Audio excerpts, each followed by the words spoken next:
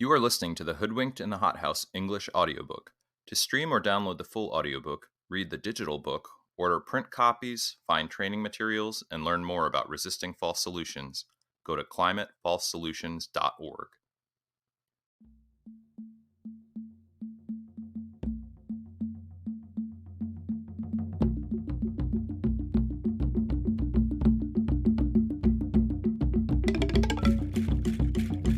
Geoengineering, read by Gopal Dayaneni of ETC Group. And Cynthia Majon. Geoengineering refers to a set of proposed technologies to deliberately intervene in and alter Earth systems on a mega scale. In a desperate, potentially catastrophic attempt to roll back some of the effects of climate change, geoengineering seeks to change the way the planet functions. To do this, techno-fixes would be deployed at a massive scale. Whatever the impacts may emerge, now or in the future, cannot be reliably predicted or tested. The only way to find out what will happen is to carry out testing at scale, at which point it may be too late to turn back. Who is behind geoengineering? The biggest drivers of the climate crisis is the fossil fuel industry, big oil, coal, and gas. This is the same industry cluster that has funded climate change denial for decades and fought every attempt to limit pollution. The fossil fuel industry is among the biggest funders of geoengineering. For big oil, geoengineering looks like a way to keep profiting while seeming to address the climate devastation it has caused. Some of the richest men on Earth, including Bill Gates and Jeff Bezos, are funding geoengineering. Among the proposed schemes are carbon capture and storage, or CCS. CCS seeks to extend fossil fuel extraction and consumption by storing carbon emissions underground. There is no certainty that they would stay there. A variant on this is carbon capture, utilization, or use, and storage, CCUS, in which carbon dioxide is captured to make feedstock for manufacturing. The emissions become embedded in the product and would eventually be released when the products are incinerated or decomposed. CCUS has gained considerable ground in recent energy legislation. Ocean iron fertilization. This means dumping iron particles into large areas of the ocean to encourage plankton blooms that are supposed to increase the amount of CO2 absorbed by oceans. This runs the risk of causing harmful algal blooms, which would endanger human and marine animal health, while negatively impacting fisheries. Solar radiation management, or SRM. SRM techniques are attempts to reflect sunlight back into space. There are a range of proposals, including installing banks of mirrors in Earth's orbit, injecting sulfates into the stratosphere, and modifying clouds, plants, or ice to make them reflect sunlight away from the Earth. Some of these concepts are gaining traction in corporate-funded climate conversations and are getting close to becoming real-world experiments. Once SRM has begun, stopping it could lead to termination shock, which would cause temperatures to rise rapidly to even higher levels than if nothing had been done. SRM does not reduce greenhouse gas levels, but temporarily masks the effect. Here's a quick look at some of the solar radiation management proposals. Stratospheric aerosol injection, or SAI.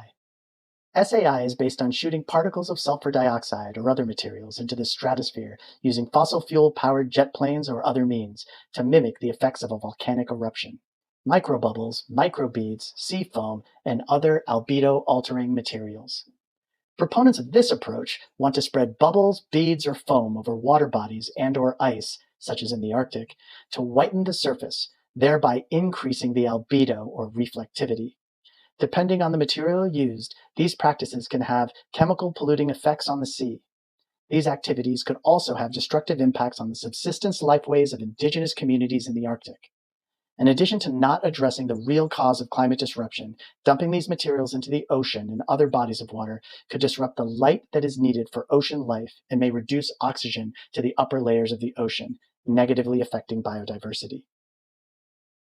Marine cloud brightening, or MCB. In this technique, clouds would be pumped full of salt water or bacteria to increase the volume of water vapor, which would make them whiter so they reflect more of the sun's radiation away from the oceans and land. This could result in decreased precipitation in some parts of the world, such as the Amazon, and increased land runoff in other parts of the world, such as the tropics. Overall rainfall is likely to be reduced, which forces the question, who decides who gets droughts and who will get floods?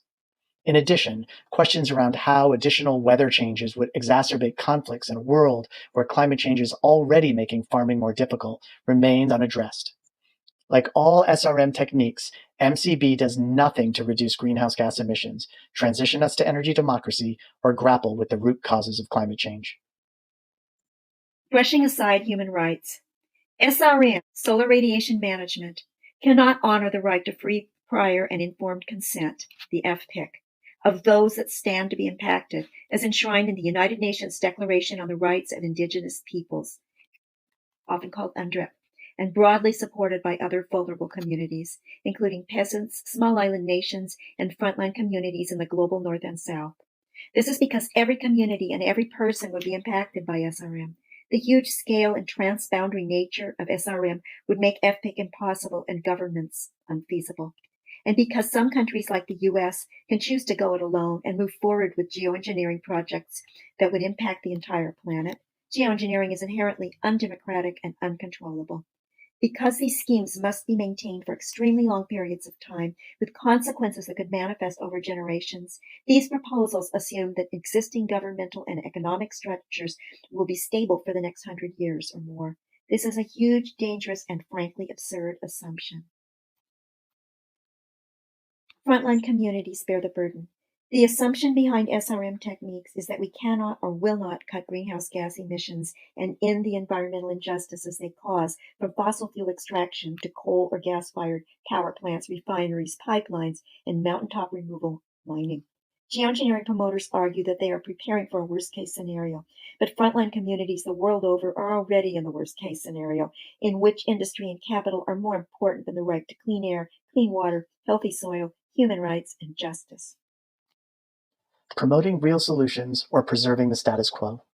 Geoengineers claim to be quote-unquote true believers in climate change, but appear more concerned with preserving the status quo and creating new markets for their technologies than promoting real solutions. The time, money, energy, and political will expended on promoting dangerous and speculative geoengineering experiments are resources that would be better used for a just transition to energy democracy, a living regenerative economy, and powerful community action. We know what we need to do to tackle the climate crisis. We need a just transition towards a healthy, regenerative economy based on sustainable, renewable energy, agroecology, zero waste, ecosystems protection, indigenous sovereignty, human rights, social equity, and keeping fossil fuels in the ground. The crisis and the urgency are real, but urgency does not justify false mechanisms like geoengineering. We do not have the time or resources to waste on deadly distractions. This applies to all the false solutions in this booklet, but with geoengineering, there is the additional risk of reckless experimentation may yield horrific unintended consequences. The promoters of geoengineering are trying to force dangerous experiments on communities around the world. For example, indigenous peoples in Alaska are under threat by an experiment on their lands that would cover sea ice with glass microbubbles to deflect sunlight as part of the Arctic Ice Project. Similarly, fisherfolk in Chile have found the waters they depend on threatened by plans for an iron fertilization experiment by the company Oceanios Environmental Solutions Incorporated, which would supposedly stimulate phytoplankton growth to sequester CO2. The ecological impacts of these types of experiments are little known and could have dire long-term consequences. Geoengineering represents a potentially catastrophic threat to human rights and the environment, yet does nothing to address the root causes of climate change. In this sense, it is perhaps the ultimate false solution.